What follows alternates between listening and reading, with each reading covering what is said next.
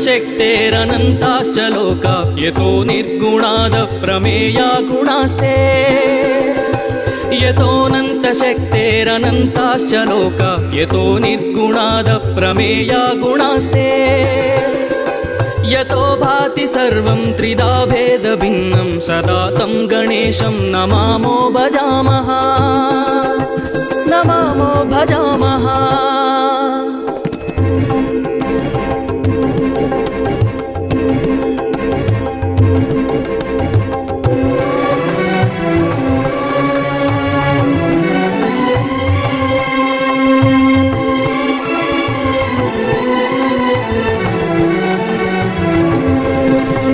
यतश्चाविरासि जगत्सर्वमेता तदाब्जासनो विश्वगो विश्वगोप्ता यतश्चाविरासि जगत्सर्वमेता तदाब्जासनो विश्वगो विश्वगोप्ता तथेन्द्रादयो देवसङ्घा मनुष्या सदा तं गणेशं नमामो भजामः नमामो भजामः।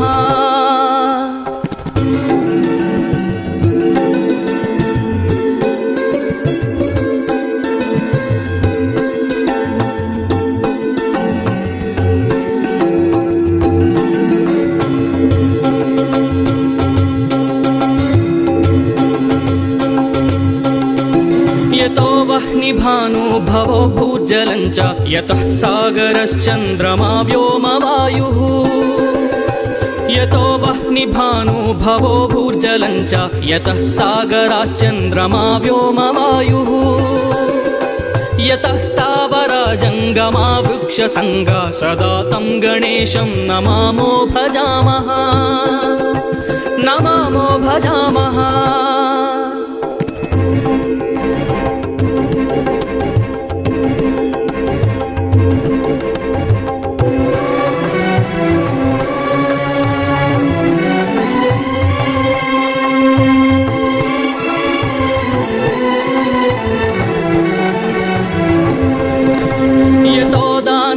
किन्नरा यक्षसङ्घा यतश्चारणा वारणा स्वापदाश्च यतो दानवः किन्नरा यक्षसङ्घा यतश्चारणा वारणा स्वापदाश्च यतः पक्षिकीटा यतो विरुधश्च सदा तं गणेशं नमामो भजामः नमामो भजामः।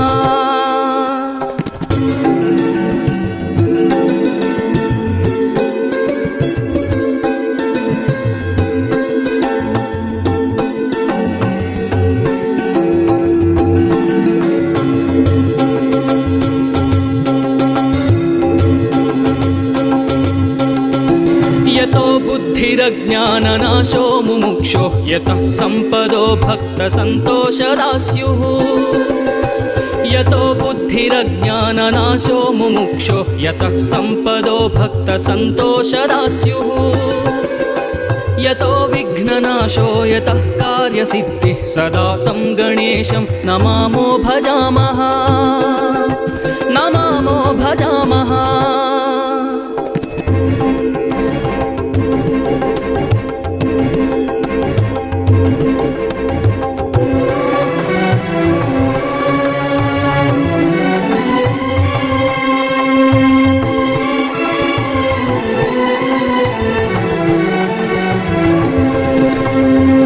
पुत्रसम्पद्यतो वाञ्छितार्थो यतो भक्तिविघ्नस्तदानेकरूपा यतः पुत्रसम्पद्यतो वाञ्छितार्थो यतो भक्तिविघ्नस्तदानेकरूपा यतः शोकमोहौ यतः काम एवं सदा तं गणेशं नमामो भजामः नमामो भजामः।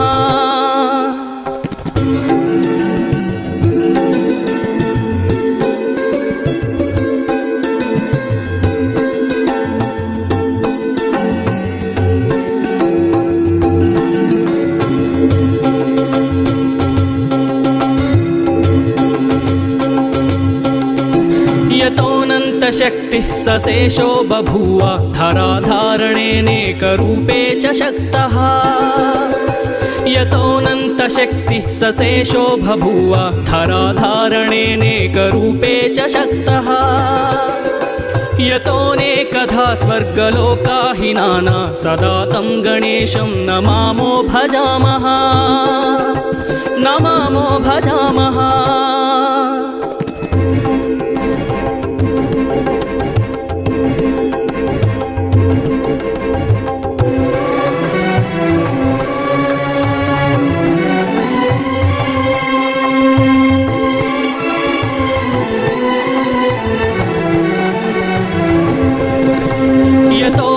वाचो विकुण्ठा मनोभिः सदा नेति नेतीति यत्ता गृह्णन्ति यतो वेदवाचो विकुण्ठा मनोभिः सदा नेति नेतीति यत्ता गृह्णन्ति परब्रह्मरूपं चिदानन्दभूतं सदा तं गणेशं नमामो भजामः।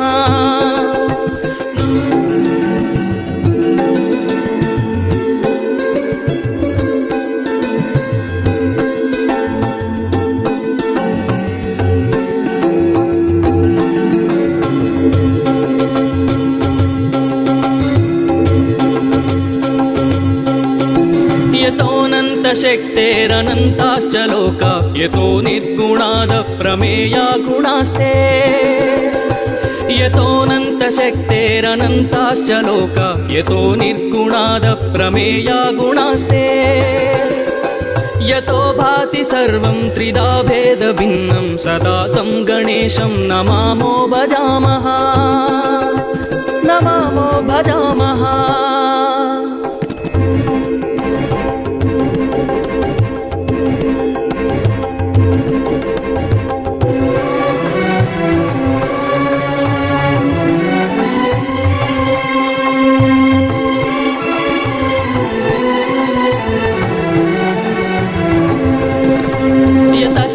विरासी जगत्सर्वमेता तदाब्जासनो विश्वगो विश्वगोप्ता यतश्चाविरासी जगत्सर्वमेता तदाब्जासनो विश्वगो विश्वगोप्ता तथेन्द्रादयो देवसङ्घा मनुष्या सदा तं गणेशं नमामो भजामः नमामो भजामः।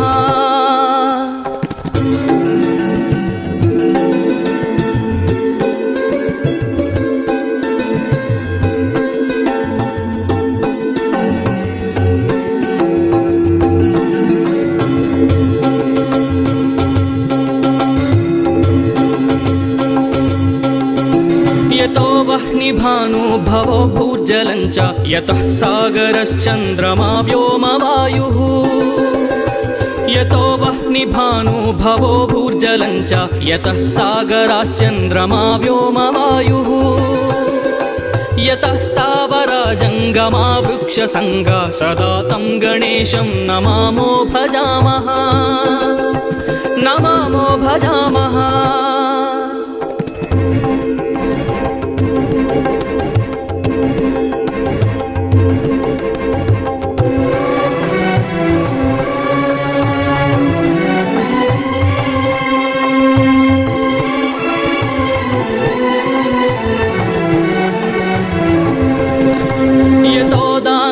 किन्नरा यक्षसङ्घा यतश्चारणा वारणा स्वापदाश्च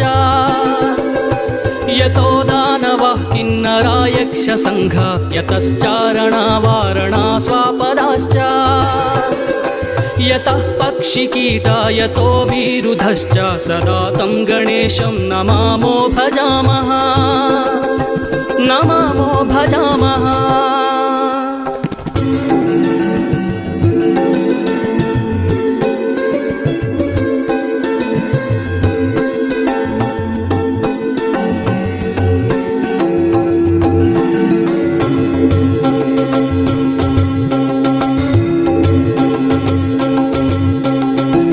यतो बुद्धिरज्ञाननाशो मुमुक्षो यतः सम्पदो भक्तसन्तोषदा स्युः यतो बुद्धिरज्ञाननाशो मुमुक्षो यतः सम्पदो भक्तसन्तोषदा स्युः यतो विघ्ननाशो यतः कार्यसिद्धिः सदा तं गणेशं नमामो भजामः नमामो भजामः।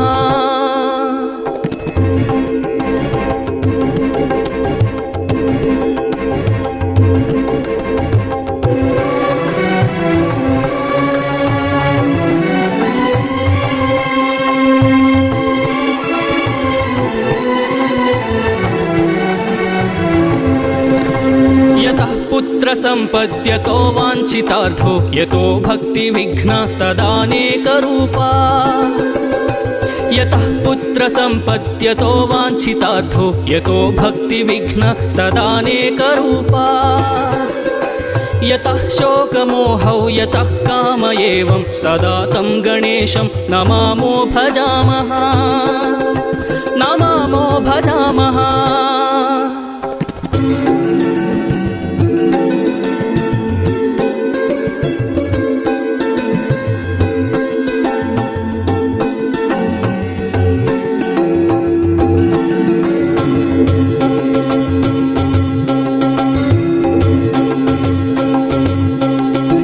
यतोऽनन्तशक्तिः सशेषो बभूव धराधारणेनेकरूपे च शक्तः यतोऽनन्तशक्तिः सशेषो बभूव धराधारणेनेकरूपे च शक्तः यतोऽनेकधा स्वर्गलोकाहिनाना सदा तं गणेशं नमामो भजामः नमामो भजामः।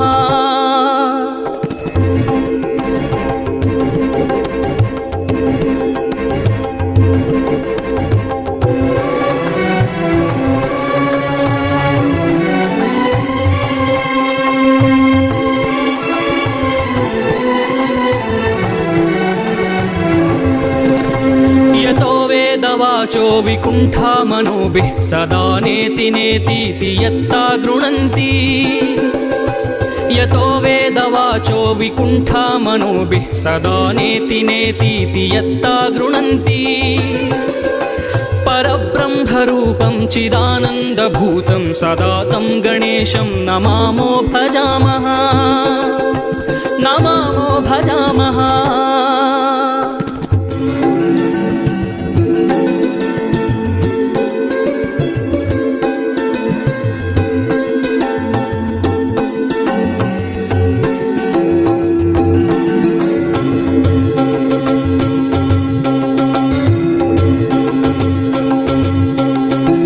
यतोऽनन्तशक्तेरनन्ताश्च लोका यतो निर्गुणादप्रमेया गुणास्ते यतोऽनन्तशक्तेरनन्ताश्च लोका यतो निर्गुणादप्रमेया गुणास्ते यतो भाति सर्वं त्रिधा भेदभिन्नं सदा तं गणेशं नमामो भजामः नमामो भजामः।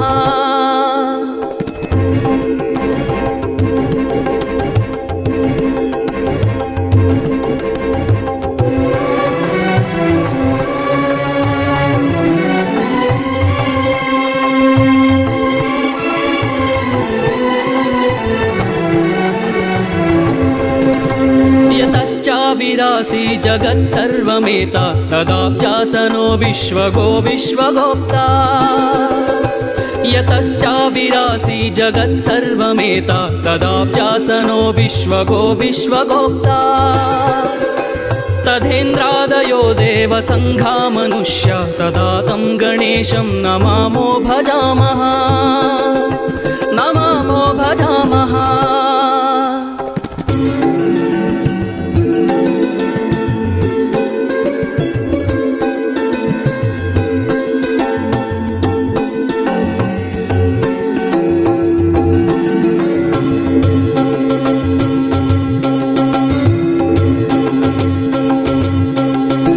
यतो वह्निभानु भवो भूर्जलं च यतः सागरश्चन्द्रमा व्योमवायुः यतो वह्निभानु भवो भूर्जलं च यतः सागराश्चन्द्रमा व्योमवायुः यतस्तावरा जङ्गमा वृक्षसङ्गा सदा तं गणेशं नमामो भजामः नमामो भजामः।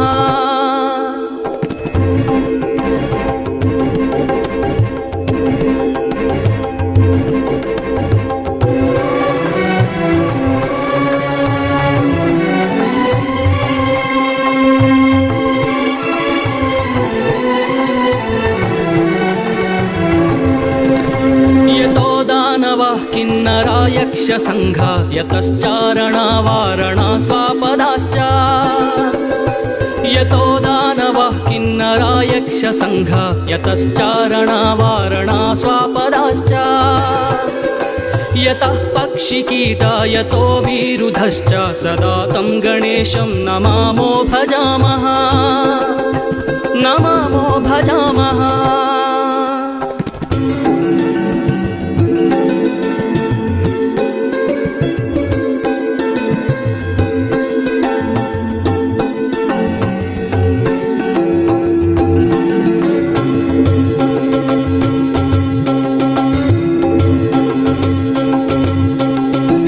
यतो बुद्धिरज्ञाननाशो मुमुक्षो यतः सम्पदो भक्तसन्तोषदा स्युः यतो बुद्धिरज्ञाननाशो मुमुक्षो यतः सम्पदो भक्तसन्तोषदा स्युः यतो विघ्ननाशो यतः कार्यसिद्धिः सदा तं गणेशं नमामो भजामः नमामो भजामः।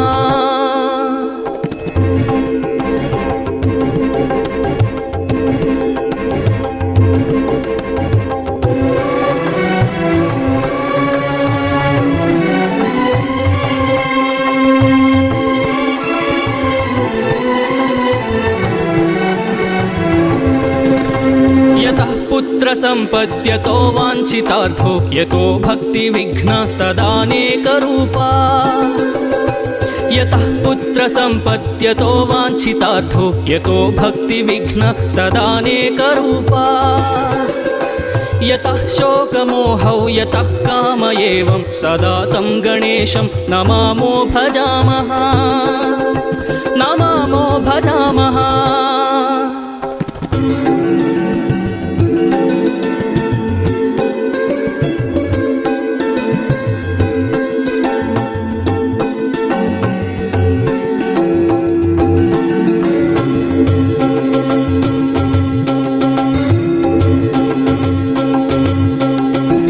यतोऽनन्तशक्तिः सशेषो बभूव धराधारणेनेकरूपे च शक्तः यतोऽनन्तशक्तिः सशेषो बभूव धराधारणेनेकरूपे च शक्तः यतोऽनेकधा स्वर्गलोकाहिनाना सदा तं गणेशं नमामो भजामः नमामो भजामः।